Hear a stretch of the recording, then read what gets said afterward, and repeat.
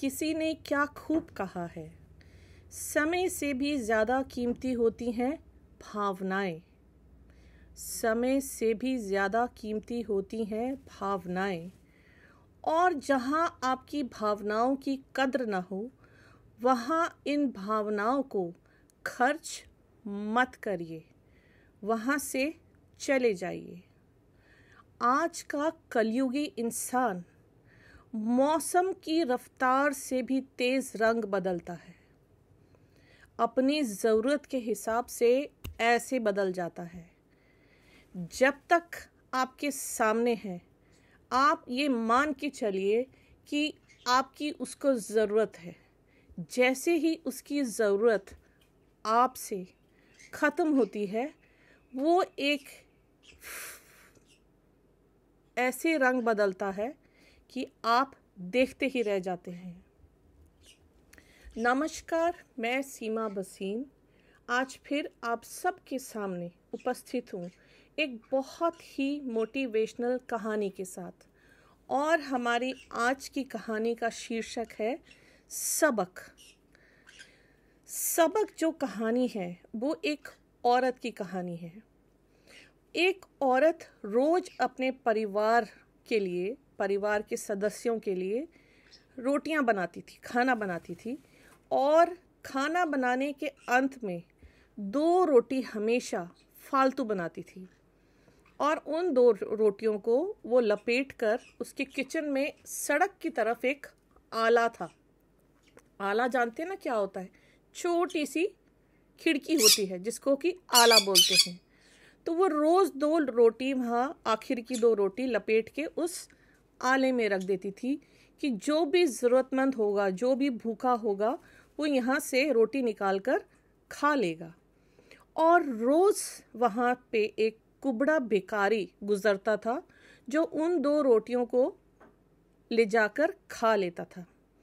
और जब वो रोटियां निकालता था तो वो रोज़ एक ही सेंटेंस बोलता था, जो बुरा करेगा, जो तुम बुरा करोगे वो तुम्हारे साथ रहेगा, और जो तुम अच्छा करोगे वो तुम्हारे पास लौट कर आएगा।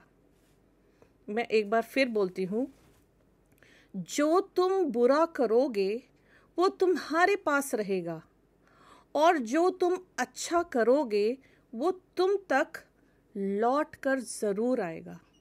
वो रोज़ वहाँ से आता और रोज़ रोटियां लेता और रोज़ यही बात बोलकर चला जाता। तब इस औरत को इस बात का मतलब समझ पे नहीं आता था, और वो रोज़ नाराज़ होती थी कि ये आता है, रोज़ मेरी बनाई हुई रोटियां ले जाता है और ना जाने क्या बुड़बुड़ा के चला जाता है। कोई धन्यवाद नहीं करता, कोई मुझे नमस्कार नहीं करता, कुछ नहीं करता। आता है, बोलता है, जो तुम बुरा करोगे वो तुम्हारे साथ रहेगा, और जो तुम अच्छा करोगे वो तुम तक लौट कर ज़रूर आएगा।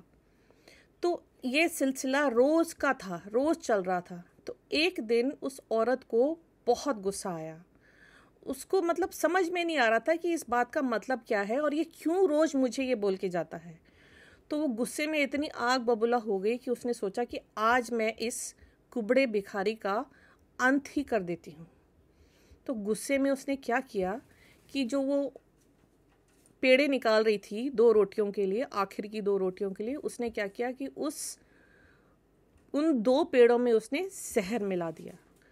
और उन जहर से उसने जो आटा था, जहर मिला हुआ आटा, उससे 2 रोटियां बेलकर पका दी। और जब वो लपेट कर उस आले में रखने लगी तो उसके हाथ पैर कांपने लगे, क्योंकि वो तो गुस्से में कर रही थी, जानबूझ के तो कर नहीं रही थी, गुस्से में कर रही थी। गुस्से में भी इसलिए कर रही थी क्योंकि वो जो बोलता था भिखारी, उसको उसका मतलब समझ में नहीं आता था। तो वो जब वो रखने लगी तो उसके हाथ पैर कांपने लगे, तो उससे वो पाप हुआ नहीं। और उसने वो 2 रोटियां थी, वो जो चूल्हा था उसमें जला दी, और दोबारा से 2 फ्रेश नॉर्मल बिना जहर की रोटियां बना के उसने उस आले में रख दी। और वो कुबड़ा भिखारी आया रोज़ की तरह, और उसने बोला, वही शब्द फिर से दोहराए, जो तू बुरा करेगा तेरे साथ रहेगा, और जो तू अच्छा करेगा वो तुझ तक लौट कर ज़रूर आएगा। बोलता हुआ वो चला गया। तो उस औरत का एक बेटा था जो कई महीने पहले काम के सिलसिले में दूर गांव गया था, और उसका कई महीनों से कोई खोज खबर नहीं थी।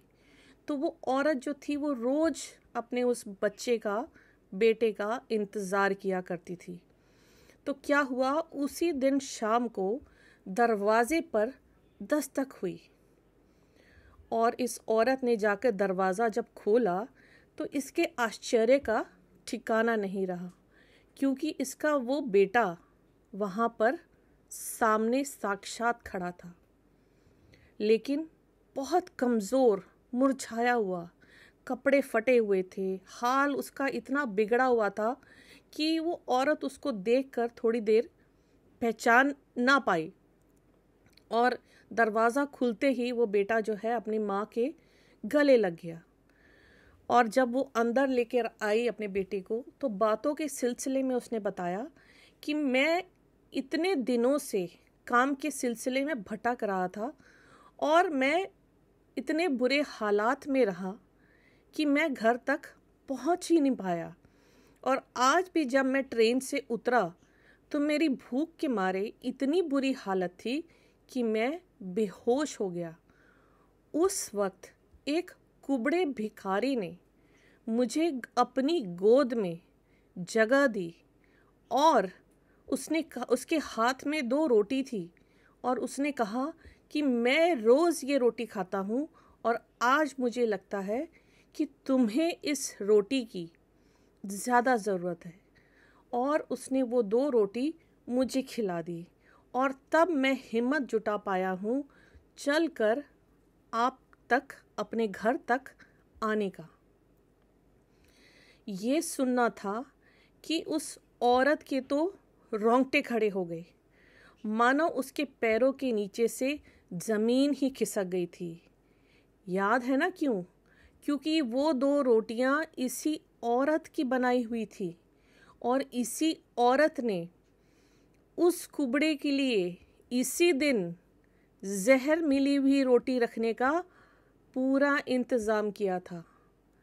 अब वो ये सोच सोच कर काँप रही थी कि अगर उसने वो 2 रोटियां चूल्हे में ऐन वक्त पर ना जलाई होती, और ना 2 फ्रेश रोटियां बनाई होती, तो इस वक्त उसका अपना चिराग वो जहर वाली रोटियां खाकर मर चुका होता।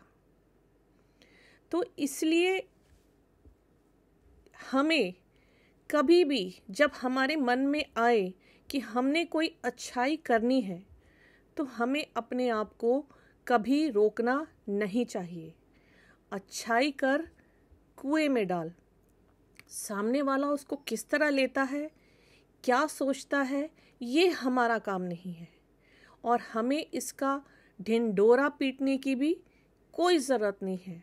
आपका किया हुआ कोई भी अच्छा काम तब तक नेक और फलदायक होता है जब तक वो लोगों की निगाह में नहीं आता।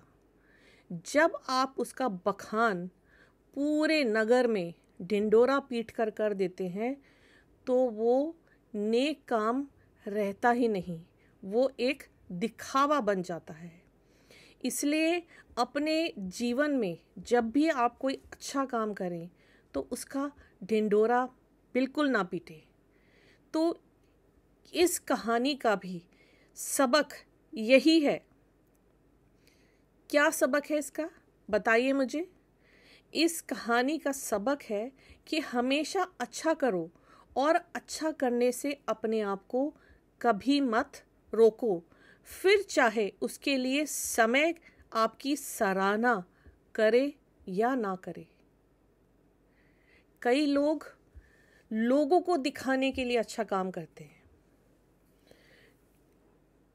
सुर्खियों में आने के लिए अच्छा काम करते हैं, लाखों करोड़ों रुपए दान दे देते हैं अपना नाम टॉप लिस्ट में लाने के लिए। तो ये दिखावा मत करिए। दान करना है तो गुप्त दान करिए। ये आपके और उस जिसको आप दान कर रहे हैं उसके बीच की बात है। आप दुनिया को क्यों दिखाना चाहते हैं कि आपने क्या दान किया, क्या नेक काम किया, कब किया और क्यों किया? तो ये है हमारी आज की कहानी। और इस कहानी के ज़रिए मैं एक बार फिर आपसे ये कहना चाहती हूँ कि अच्छाई कभी मरती नहीं, वो आप तक लौट कर ज़रूर आती है। वो जो कुबड़ा भिखारी कह रहा था कि जो तू बुरा करेगा वो तेरे साथ रहेगा। अगर आप किसी का बुरा करते हैं तो वो बुराई जितनी आप उस तक पहुंचाते हैं उतनी आपके अंदर भी रह जाती है। और जो तू अच्छा करेगा तो वो लौट के तुझ तक आएगा। और अगर आप कोई भी अच्छा काम करेंगे तो अच्छाई कभी व्यर्थ नहीं जाती। जब भी आप किसी के लिए कोई अच्छा काम करते हैं तो वो मैनीफोल्ड होके, मतलब 2 गुना, 4 गुना, 5 गुना होके वो अच्छाई आपकी आप तक कभी ना कभी लौट कर ज़रूर आती है। ये मानी हुई बात है। भगवान के घर में देर है, अंधेर नहीं है। आपको लगता है कि आप जो कर रहे हैं उसको कोई नहीं देख रहा। मेरा मानना है कि हम जो भी करते हैं वो भगवान के कैमरे से छुपा नहीं है। दुनिया का कैमरा उसे रिकॉर्ड करे या ना करे, भगवान का कैमरा उसे हर घड़ी, हर पल, हर मिनट, हर घंटा रिकॉर्ड कर रहा है। जो भगवान का कैमरा है वो नॉन स्टॉप चल रहा है। इसलिए अपने कर्मों से डरिए। आज के लिए इतना ही। तब तक के लिए, अपने नेक्स्ट एपिसोड के लिए नमस्कार। Have a nice day.